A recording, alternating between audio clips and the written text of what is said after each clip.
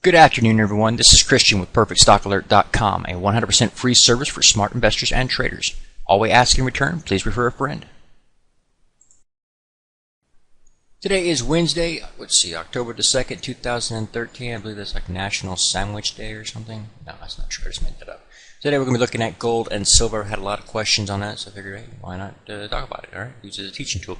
All right, what we're looking at today, the gold chart we're going to start off with, and you can see in this particular chart, you've got some buy signals here, and then you had some massive move to the downside yesterday, and then back in the other direction today.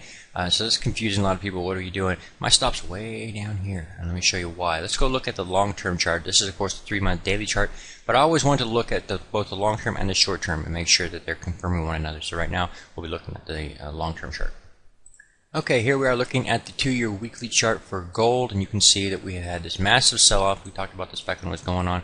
We were selling it, making money all the way down. And the main thing to note about this downtrend is the highs and the lows, and that's just basically telling you that you are in this little downward move here. It's been going on for a while until something changed. All of a sudden, you stopped getting lower highs like you were getting, and you started getting higher highs. High points, whether you look at the high point of the actual candlestick formation comparative to the previous or the high close, you'll see the same thing, higher close than you had before, and so you now have a higher high than you had before, and now the only thing would cause that to happen is if sell pressure has decreased and buy pressure has increased, and that would lead to another pullback, and that pullback should give you a higher low point than the previous. So as long as this low point is held, all you're seeing here is a change in the actual phase. You go from a sell-off, that's the first phase, then you go to the bounce, okay, and that leads to the consolidation. The bounce has got to give you a higher high than previous, and then the next pull-up back should just remain within this range right here. As long as you stay in this range here,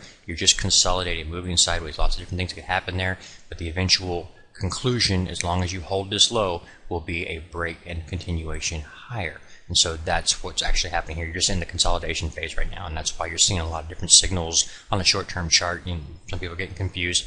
You're just consolidating, that's it, as long as you hold that low.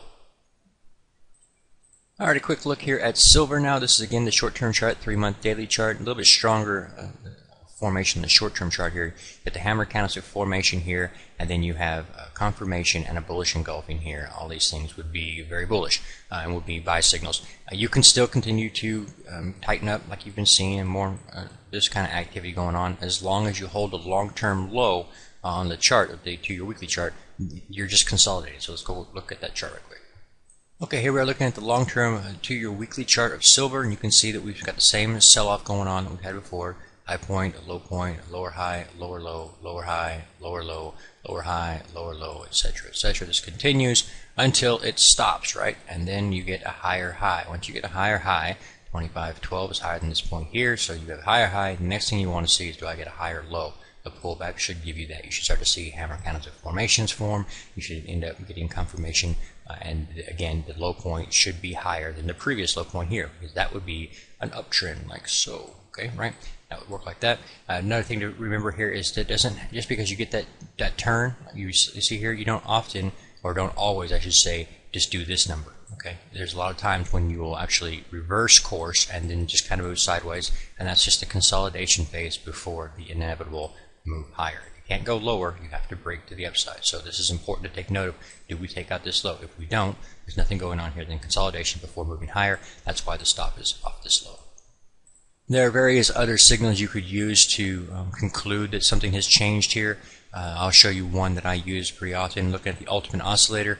You can see that whenever you actually have a situation where the ultimate oscillator gets up there to the 90 line, you're peaking out, and that any rally that would happen thereafter would tend to lead to the bearish divergence, where you have a lower point on the ultimate oscillator and a higher move in the price activity. That didn't happen here. We just got confirmation of a downward move, but that's often the topping signals when you get that really excessive ultimate oscillator signal, and so that's something to watch for. But once that happens, you typically go into the bear move, and you'll start to see something change, where instead of seeing price actually run up there and hit the 70 line or get above it, you'll instead see the momentum will start to peak out at the 60 or the 65 line, that area there, and that's where you're going to start to see your bearish market being reflected right there. So you can see you start to peak out there. This is normal. This is telling you that this is a very, very weak downside momentum is strong, upside momentum is very weak, and that when you get the change, well, you'll see the ultimate oscillator actually come up there and break through that. And so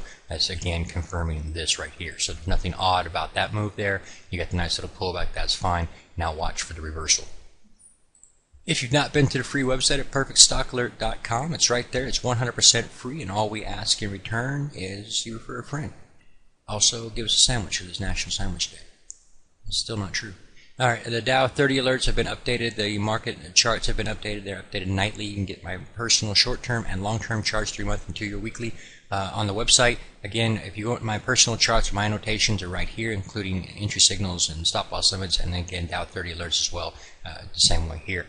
Last but not least, we also brought out the chat room feature earlier this week, so you guys can check that out. It's, again, 100% free. God bless, take care, and I'll see you in tomorrow's video. Please take a moment to review our disclaimer. The information provided herein is our opinion only. Under no circumstances do any statements here represent a recommendation to buy or sell securities or make any kind of an investment. You are responsible for your own due diligence. To summarize, we do not provide investment advice, nor do we make any claims or promises that any information here will lead to a profit, loss, or any other result.